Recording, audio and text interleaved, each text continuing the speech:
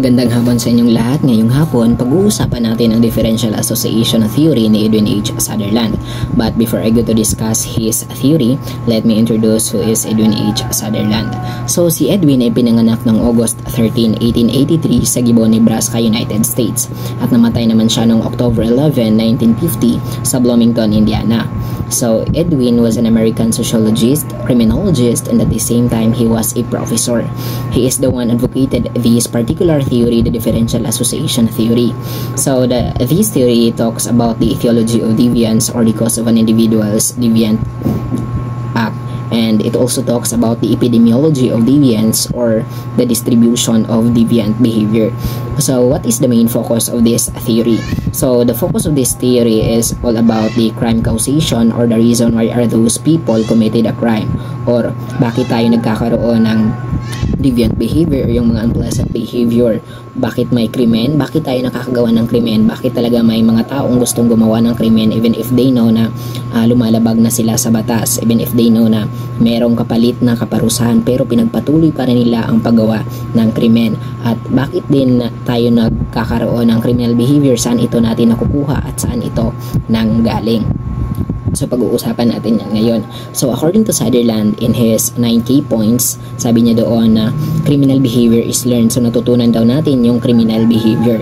So, criminal behavior is learned in interacting with others in a process of communication. So, natutunan natin yung criminal behavior o nagkakaroon din tayo ng criminal behavior through socializing, interacting to other people, or nakukuha natin sa mga taong palagi nating nakakasalamuha. Sa differential association theory, pinag-uusapan din dito yung primary and secondary. Sa primary, ito yung mga intimate relationships or mga taong malalapit sa atin, kagaya na lamang ng family, neighborhoods, friends, relatives, at marami pa. So, kapag nabibilang tayo sa isang grupo na gumagawa ng krimen, doon pumapasok yung frequency, the last, duration, tagal, priority, prioridad, intensity, at intensidad. Kapag yung apat na yun yung mga dahilan bakit tayo nagkakaroon ng criminal behavior or bakit natin na-develop or na-observe yung mga criminal behavior sa mga kaibigan natin. Kapag isa tayo sa grupo na gumagawa ng mga criminal behavior, maaaring ma-observe natin through the process. May process yan sa pamagitan ng pakikisama sa kanila sa matagal na panahon, even if you know na they are breaking the law, they are against to the law, but you still to choose them, nagpapatuloy ka pa rin makisama ka sa kanila. So in that situation, sa tagal yung nagsama, meron ka ng intensidad na yung motibo nila na gumagawa ng krimen, maaaring maging motives mo na rin para mag-drive sa'yo o magtulak sa'yo para gawin yung krimen na yon.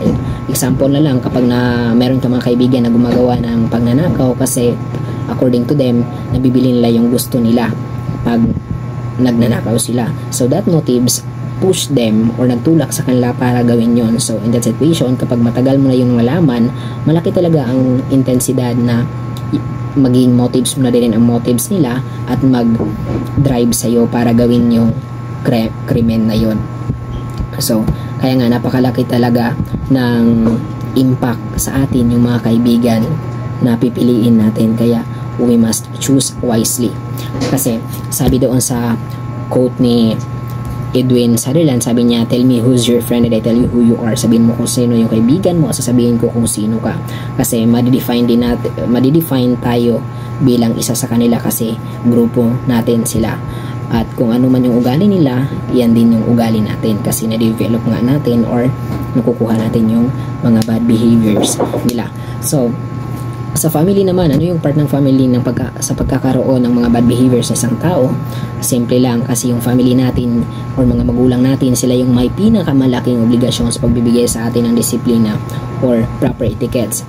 Kasi ayon sa psychosexual development of personality ni Sigmund Freud sa 5 stages, yung oral stage, anal stage, phallic stage, genital stage, and latency stage, yung 5 stages na yan yung pagdidevelop, pagbubuo ng personality ng isang bata. Kapag nabigyan ng tamang pag-aruga o pagpapahalaga ang isang bata, it means nabibilang siya sa anal compulsive, which is nabigyan siya ng tamang disiplina, nabigyan siya ng mga gusto niya, na fulfill yung mga pangangailangan niya as bata. So paglaki ng bata at naagapan din yung mga personality niya, it means isa siya sa mga taong nagko-conform sa legal code.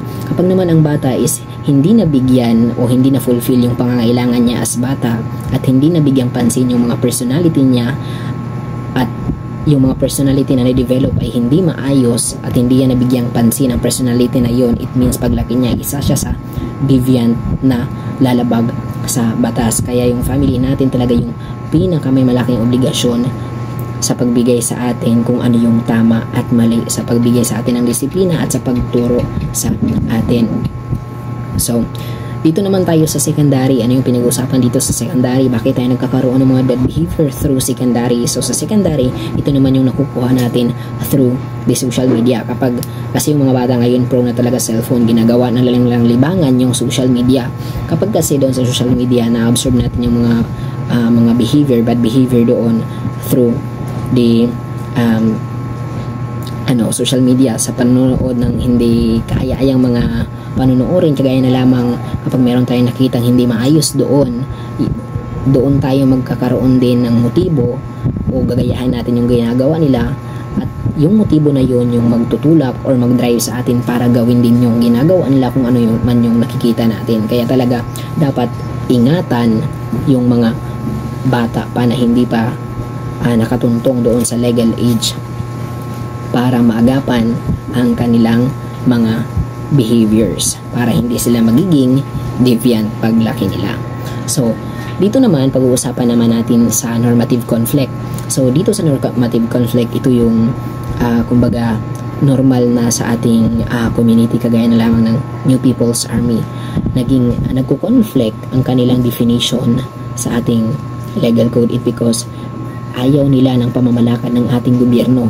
They are against to the law, they are against to the legal code. Ayaw talaga nila sa flow ng ating bansa. Kaya sila nagre-rebuild kasi meron silang sariling definition, even if they know na that behavior is unfavored to the legal code. Even alam nila na mali yun, pero pinagpatuloy pa rin nila.